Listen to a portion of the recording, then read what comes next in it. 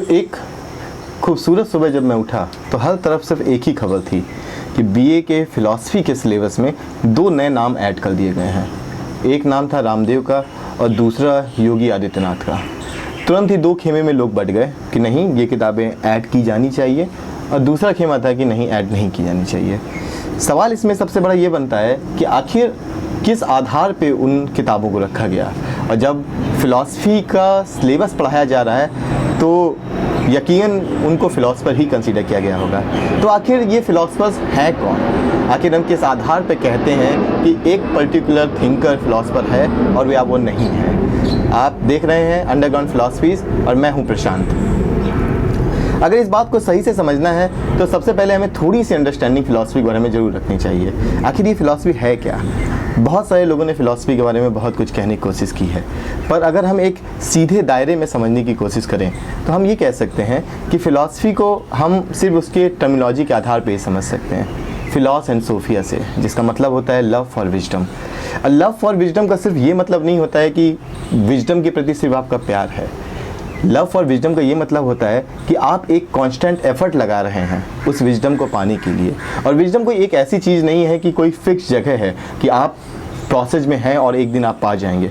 ये constant process है और कभी कभी तो ऐसा होता है कि शायद पूरी ज़िंदगी लगाने के बाद भी आप उसको ना प्राप्त कर सकें। बेसिकली उस आधार पे अगर आप समझेंगे तो वो पूरी जीवन की जो प्रक्रिया है, जो एक कांस्टेंट प्रोसेस है उस विजडम तक पहुंचने के लिए, वही एक फ़िलोसॉफिकल जर्नी होती है। और उस जर्नी में जितने भी लोग होते हैं शायद हम उन्हीं को फ़िलोसफर्स कह सकते हैं। तो अगर हम सिर्फ एक यही अंडरस्टैंडिंग रखते हैं और एक दूसरे तरह के विषय से और समझने की कोशिश करें तो जब सबसे पहले पाइथागोरस, आपने नाम सुना होगा, ट्रिग्नोमेट्री के बारे में भी उन्होंने बहुत ज़्यादा काम किया है। तो जब भी कभी आप ट्रिग्नोमेट्री का नाम सुनते हैं तो आप पाइथागोरस का नाम जरूर सुनते हैं। तो पाइथागोरस ने एक बात कही, पाइथागोरस ने फ़िलॉसफर्स और सेजेस को डिस्टिंग्विश किया। उसने ये कहा कि पहले की जो चीज़ें होती थी जिसमें सेजेस का हम नाम लेते थे, दूसरा हम फ़िलॉसफर की बात करते थे। अगर हम इंडियन फ़िलॉसफी में बात करें तो दर्शन दृष्टा वही सारी बातें कह रहे हैं कि the one who has the vision, उसको हम सेजेस कह सकते थे। बट जब भी कभी हम फ़िलॉसफर्स की बात करते हैं तो सिर्फ विज़न होना ही इम्पॉर्टेंट नहीं होता है। उस विज़न के पीछे आपके रीजंस क्या हैं, उस विज़न के पीछे आपके आर्ग्यूमेंट क्या है, क्या आप उस विज़न को अपने आर्ग्यूमेंट्स, अपने प्रिंसिपल में बेस कर पा रहे हैं, आखिर उसके पीछे का लॉजिक क्या है जिसकी वजह से आप ये कह सकें कि नहीं, ये विज़न आपको फॉलो करना चाहिए। तो सिर्फ विज़न को फॉलो करना अपने आप में एक फ़िलॉसफर होना नहीं होता है। विज़न किसी के पास भी हो सकता है। आपको अपनी जीवन का विज़न हो सकता है, आपको किसी एक जगह जाने के लिए जो आप ट्रैवल प्लान कर सकते हैं उसका एक विज़न हो सकता है। लेकिन क्या उसे फ़िलॉसफर कहेंगे? नहीं, उसको हम फ़िलॉसफर नहीं कह सकते जब तक आप उस विज़न को किसी आर्ग्यूमेंट्स, लॉजिकल फॉर्म्स, लॉजिक के द्वारा या फिर रीजंस के द्वारा इस्टेब्लिश नहीं करते हैं, उसको ग्राउंड नहीं करते हैं, उसका फाउंडेशन नहीं ढूंढते हैं, तब तक आप एक फ़िलॉसफर नहीं हो सकते हैं। यही दूसरा एक तरीका होता है कि आप फ़िलॉसफर मान लेते हैं कि एक समय के लिए आप अपने विज़न को ग्राउंड कर रहे हैं। तो उस ग्राउंड करने के कुछ तरीके भी होते हैं जिसके आधार पर हम फ़िलॉसफर्स कह सकते हैं। नॉर्मल भाषा में इसको हम मेथोडोलॉजीज़ कहते हैं।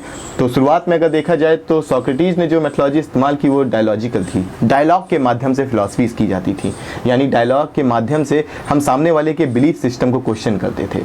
तो सपोज़ कीजिए कि एक इंसान इस बात को मान रहा है कि राइट क्या है, वो कहता है कि इस तरह के एक्ट करने वाले को ही हम राइट कहेंगे। तो सोक्रेटिस ये कहेगा कि राइट होना क्या होता है। इसी तरह वो उसे एक डायलॉग फॉर्म में इन्वॉल्व करेगा और उसी डायलॉग फॉर्म में धीरे धीरे जो उसमें उस आर्ग्यूमेंट में गलतियां होंगी या फिर जो उसमें कुरीतियां होंगी उसको साइडलाइन करके हम एक बहुत अच्छे रिजल्ट तक पहुंचेंगे, जिसको हम एक बेटर अंडरस्टैंडिंग के तौर पे दे सकते हैं। तो फिलॉसफर का काम यही होता है कि कैसे हम क्वेश्चनिंग के माध्यम से एक विज़न को हम ग्राउंड कर सकें, एक नई अंडरस्टैंडिंग को हम डेवलप कर सकें। अगर इसी बात को हम आगे की तरफ देखें तो बाकी फिलॉसफर का काम क्या होता है। एक फ़िलासफ़र है लुडविग विटगेनस्टाइन। उन्होंने एक बहुत गंभीर बात कही कि फ़िलासफ़र को जहाँ पे कुछ नहीं बोल सकते हैं वहाँ पे शांत हो जाना चाहिए।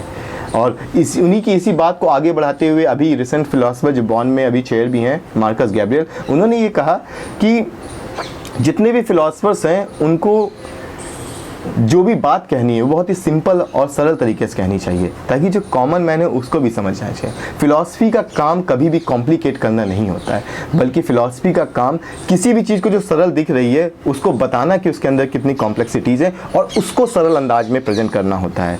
तो अगर इस हिसाब से हम देखें तो फिलॉसफर्स दुनिया में सबसे ज़्यादा एफर्ट लगाने वाला काम करता है। अगर आप आज मानते हैं कि कोई चीज़ ऑनेस्ट है, अगर आप मानते हैं कि कोई चीज़ ब्यूटी है, अगर आप मानते हैं कि प्यार क्या है, अगर आप मानते हैं इमोशंस क्या है, तो ये जो आपको अंडरस्टैंडिंग डेवलप की गई है ये सिर्फ और सिर्फ एक फिलासफर का काम है।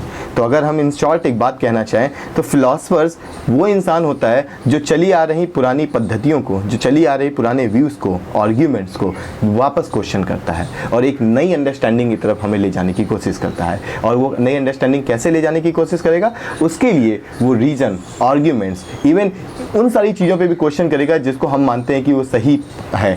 तो जैसे परसेप्शन को हम मानते हैं कभी कभी सही है, वो परसेप्शन को भी क्वेश्चन करेगा। हम रीजन या इन्फेरेंस, जिसको हम अनुमान कहते हैं, कि जब हम कोई एंटीसिपेट करते हैं वो उसकी भी बारीकियों को बहुत अच्छे से एनालाइज करके काम करता है। तो इन्हीं सारी चीज़ों को अगर हम देखा जाए तो बाबा रामदेव और योगी आदित्यनाथ का है, इनमें से किसी भी तरह के ऐसे गुण नहीं पाए जाते हैं जो हम फिलोसफर्स में देख सकें। तो अगर दूसरे मायने में कहा जाए तो इनकी जो किताबें को इंट्रोड्यूस किया गया है वो सिर्फ और एक सिर्फ सरकारी परिक्रम का असर है। उन्होंने अपनी सत्ता का दुरुपयोग करते हुए उन किताबों को लिया है, बल्कि वो एक फिलोसफर्स नहीं है। तो अगर आपके सामने मैं कुछ सवाल छोड़ देता हूँ कि आपके अगल बगल जितने भी लोग दिख रहे हैं, आपको फिलॉसफी के प्रोफेसर्स दिख रहे हैं जो अपने आप को क्लेम करता है कि फिलोसफर्स है, या फिर कोई ये कहता है कि नहीं फिलॉसफर्स होने का मतलब तभी है जब आप फिलॉसफी पढ़े हुए हो, इन तमाम सारी चीज़ों को अभी द्वारा बताए गए जो हमने बातें की हैं उसके आधार पर क्वेश्चन कीजिए, क्या वो फिलॉसफर्स हैं? क्या फिलॉसफी पढ़ने वाला ही फिलॉसफर्स हो सकता है? क्या कोई और व्यक्ति जिसके अंदर ये क्वालिटीज़ हैं, क्या वो फिलॉसफर नहीं हो सकता है? इन सारे सवालों के साथ आप देख रहे थे अंडरग्राउंड फिलॉसफी। मैं प्रशांत, थैंक यू।